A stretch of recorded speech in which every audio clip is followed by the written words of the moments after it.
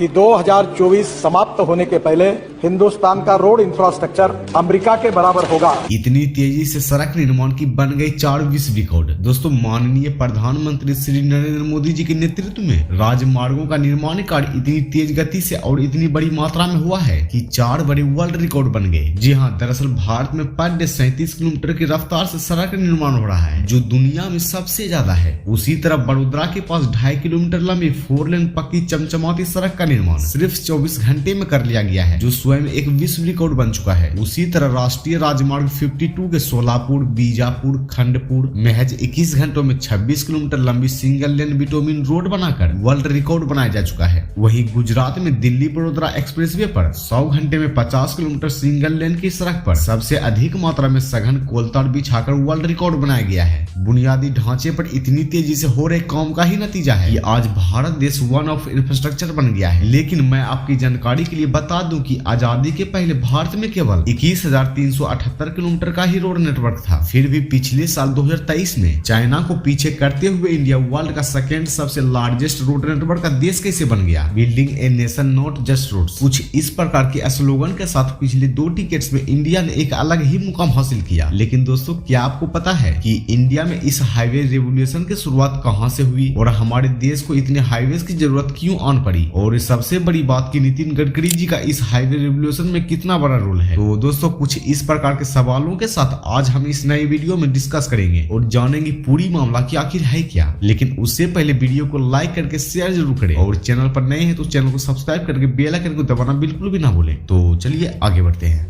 एक तो बात मैं आपको विश्वास दिलाता हूँ कि 2024 जब समाप्त होगा जी, तो हिंदुस्तान का नेशनल हाईवे का नेटवर्क अमेरिका के बराबर होगा।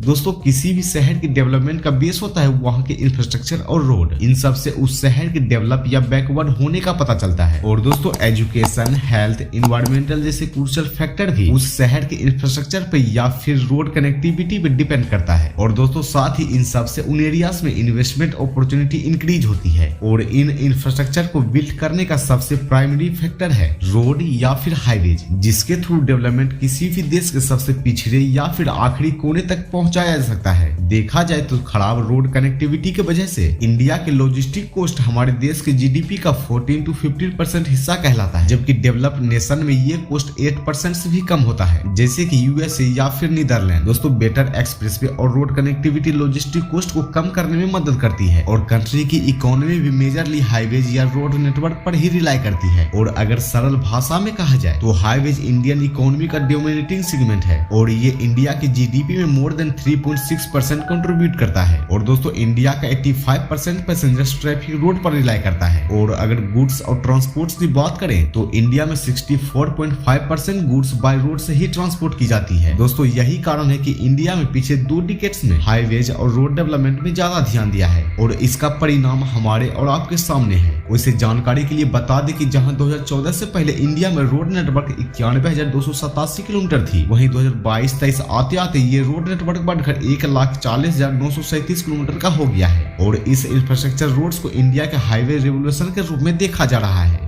दोस्तों, आइए अब समझते हैं इंडिया में हाईवे रेवोल्यूशन आखिर किस तरह से काम कर रहा है। दरअसल आज के इस मॉडर्न हाईवे रेवोल्यूशन की शुरुआत लेट 80 से हुई, जब उस समय के तत्काल पीएम राजीव गांधी जी भारत को एक डेवलप नेशन के रूप में एस्टेब्लिश करने का सपना देखा था। दोस्तों, उस समय के डेवलपिंग नेशन से कंप्लीट करने के लिए भारत ने अपना पहला हाईवे डेवलपमेंट प्रोग्राम साल 1998 को national highway authority of India के रूप में शुरू किया था। और इस स्लोगन के रूप में बखूबी इम्प्लीमेंट करते हुए एनएचआई ने पिछले 2 डिकेड्स में बहुत सारी मेजर हाईवे प्रोजेक्ट पर काम किए हैं और उन्हें सक्सेसफुली रन भी किया है। तो आइए अब समझते हैं कि वे कौन से मेजर प्रोजेक्ट्स हैं जो हमारे इंडियन हाईवे रेवोल्यूशन का हिस्सा बने। तो सबसे पहले आते हैं गोल्डन क्यूल रेल, जिसे 2001 में लॉन्च किया गया था, जिसकी हेल्प से हमारे इंडिया की 4 मेट्रो सिटीज को कनेक्ट किया गया है। फिर आता है भारतमाला परियोजना, जिसे 2017 में लॉन्च किया गया था और इसके तहत 24,800 किलोमीटर की एक्सप्रेसवे और 10,000 किलोमीटर की इकोनॉमिक कॉरिडोर पूरे देश भर में बनाए गए हैं। फिर आता है Delhi Mumbai expressway, Ahmedabad Dholera expressway, Ganga expressway, Yamuna expressway, Mumbai coastal road, Mumbai fort ceiling. साथ ही बता दें कि इनके जैसे और भी कई सारे बड़े एक्सप्रेसवे भी शामिल है। इसके साथ ही साथ पिछले 10 ईयर्स में NHAI ने कुछ मेजर टनल्स का भी कंस्ट्रक्शन करवाया है, जैसे कि अटल टनल जो कि रोहतांग के पास बनाई गई है, फिर चेनानी नसरी टनल जिसे हम डॉक्टर श्याम प्रसाद जी मुखर्जी टनल के नाम से भी जानते हैं। ये टनल्स हमारे इंडियन रोड्स नेटवर्क को और ज्यादा एफिशिएंट बनाने में मेजर रोल प्ले करती है, जिससे हमारे देश के लॉजिस्टिक कॉस्ट और ज्यादा कम होती है। इसके बाद से इंडिया में NHAI के द्वारा बड़ी तेजी से हाईवे डेवलप कराई जाती है, जिससे हमारे देश की इकोनॉमी को एक अलग ही बूस्ट मिलता है। दोस्तों श्री अटल बिहारी वाजपेयी के समय पर भी हाईवे डेवलपमेंट पे बहुत ज्यादा ध्यान दिया जाता था, लेकिन कुछ समय बाद देश में पॉलिटिकल इम्बैलेंस होने की वजह से हाईवेज का काम स्लो हो जाता है और रोड एंड ट्रांसपोर्ट मिनिस्ट्री के अकॉर्डिंग 2014 तक इंडिया में केवल 3 किलोमीटर पर डे की स्पीड से हाईवे कंस्ट्रक्ट किया जाता था, लेकिन 2014 के बाद से हाईवेज कंस्ट्रक्शन का बेस 3 किलोमीटर पर डे की स्पीड से बढ़कर 2022 में लगभग 40 किलोमीटर पर डे का हो गया और NHAI का टारगेट तो इसे 100 किलोमीटर पर डे तक ले जाना है। और दोस्तों कहा तो ये भी जा रहा है कि हाईवे रेवोल्यूशन इंडियन इकोनॉमी को 2025 तक 5 ट्रिलियन इकोनॉमी बनाने में एक अहम भूमिका निभाएगा। दोस्तों not just roads but building a nation की इस स्लोगन के साथ इंडिया का ये हाईवे प्रोग्राम एक ह्यूज सक्सेस साबित हुआ है और इसी का नतीजा है कि इंडिया 2023 में चाइना को पछाड़ते हुए USA के बाद सेकेंड लार्जेस्ट रोड नेटवर्क वाला देश बन गया है। और कुछ इन्हीं रीजंस के वजह से गवर्नमेंट ने ministry of road transport and highways का 2023-24 का बजट 2.77 लाख करोड़ एलोकेट किया था, जबकि 2022-23 में एलोकेटेड बजट 1.99 लाख करोड़ था और इसके इंटरम बजट में ये बढ़कर 2.78 लाख करोड़ हो गया है। India is ready to take its next step towards being a developed nation. अब जब भारत के इस हाईवे रेवोल्यूशन की बात हो ही रही है तो हम road transport and highways minister Shri Nitin Gadkari ji को कैसे भुला सकते हैं। हमारे इंडियन इंफ्रास्ट्रक्चर ग्रोथ के लिए इनकी स्ट्रिक्ट आइडियोलॉजी तो ही है, जिसकी वजह से ये कॉन्ट्रैक्टर्स को कभी वार्निंग देते हुए तो कभी अपनी गाड़ी से हाईवेज का इंस्पेक्शन करते हुए नजर आते हैं। नितिन गडकरी जी के इन्हीं आइडियोलॉजी की वजह से इन्हें विकास पुरुष के नाम से भी जाना जाता है। दोस्तों बता दें कि नितिन गडकरी जी का पॉलिटिकल करियर भी बड़ा कॉन्स्टेबल रहा है। बता दें कि ये उन कुछ गिने चुने नेताओं में आते हैं जो खुद के पार्टी के खिलाफ बोलने से थोड़ा सा भी नहीं कतराते हैं। यहाँ तक कि उनके बयान की वजह से उनकी खुद की पार्टी ने एक बार पार्लियामेंट से बाहर का रास्ता दिखा दिया था। दोस्तों नितिन गडकरी जी के कार्यकाल में हम कुछ बड़ी पॉलिसीज का इम्प्लीमेंटेशन देखा है, जैसे कि उनका सबसे ज्यादा एम्बिशियस भारतमाला प्रोजेक्ट, या फिर कैसे उन्होंने लैंड एक्विजिशन के प्रोसेस को इतना ज्यादा सिंपल कर दिया है। ये भी उनकी एम्बिशियस पॉलिसीज का ही नतीजा है। दोस्तों अगर हम अब तक की रिकॉर्ड्स की बात करें तो union minister of road transport and highway minister के रूप में नितिन गडकरी जी इंडिया के इंफ्रास्ट्रक्चर ग्रोथ के रूप में अहम भूमिका निभाया है।